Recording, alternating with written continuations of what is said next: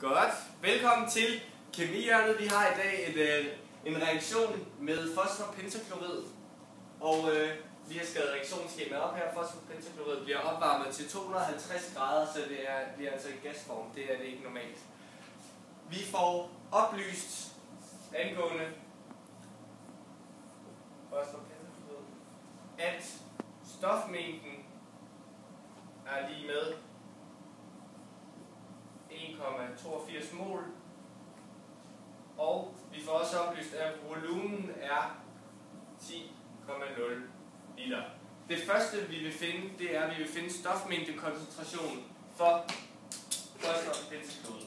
Og dertil, der smutter vi lige herover i værktøjskassen og bruger den her formel. Det er altså C, der er stofmængdekoncentrationen, der er vores stofmængde divideret med volumen. Så det gør vi herover.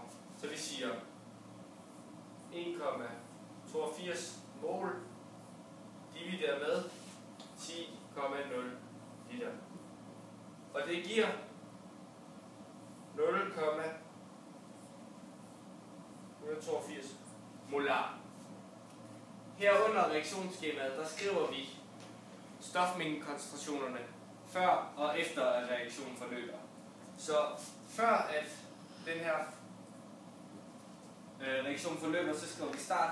Der er stofmængdekoncentrationen på 0,182 molar, som vi lige regnede ud.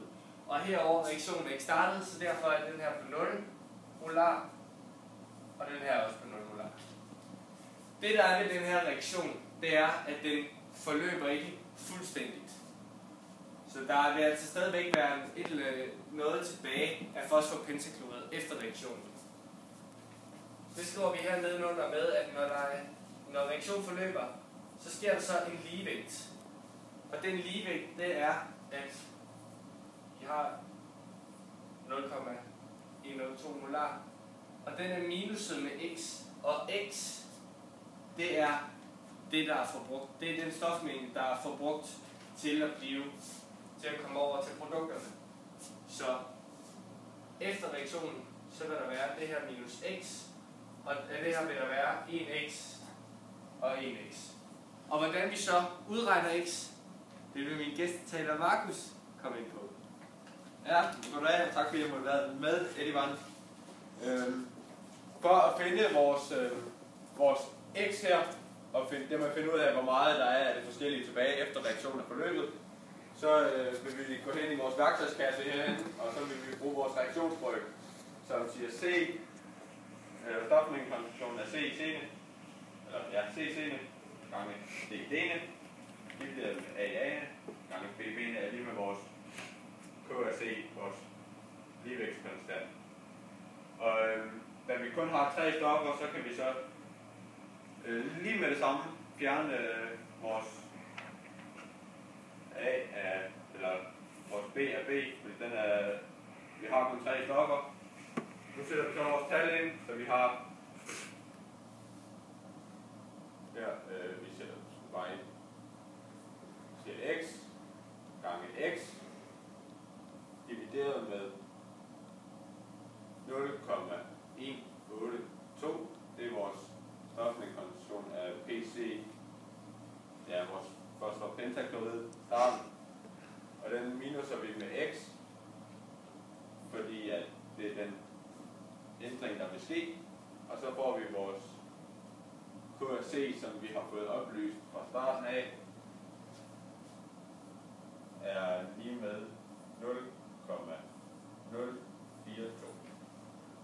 Så den vil vi så sætte ind herovre, 0,042. Og den sætter vi så ind i vores fantastiske værktøj, Inspire, og får den til at regne ud for os. Det gør vi ved at skrive solve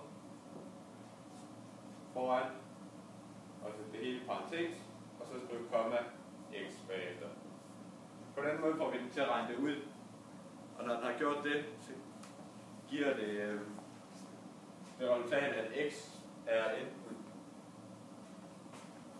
minus 0,111 eller 0,069.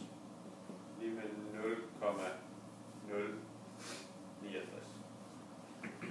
Men når vi så har det, så kan vi med det samme udelukke den første her, fordi at det ikke må give et negativt tal.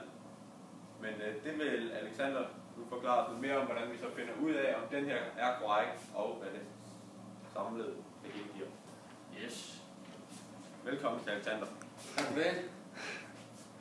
Vi har som sagt den her formel fra før, og den vil jeg bruge lidt videre. Og nu kan vi så sætte vores x'er ind, og dem har Markus jo været så fint at fortælle os er 0,069. Så dem smider vi bare ind, så der kommer til at stå 0,069 gange 0,069 divideret med 0,182 minus 0,069. Og så finder vi ud af, hvad det giver. Og sjovt nok, så giver det det tal, vi havde før. Som er 0,042 molar. Og ergo, så er det altså bevist, at det er det her, som er det rigtige. Nej, det er ikke molær. Det er ikke molær. Det er ikke molær. Jeg får det at vide med at det ikke er molær, så det glemmer vi bare fuldstændig. Det er vores KC. Det er vores KC, som sjovt nok er molær. Nej. Nej. KC er molær. Det Det ved vi nu. Så det husker vi lige der alle sammen. Molær. Yes. Og det er det, der er resultatet. Sådan.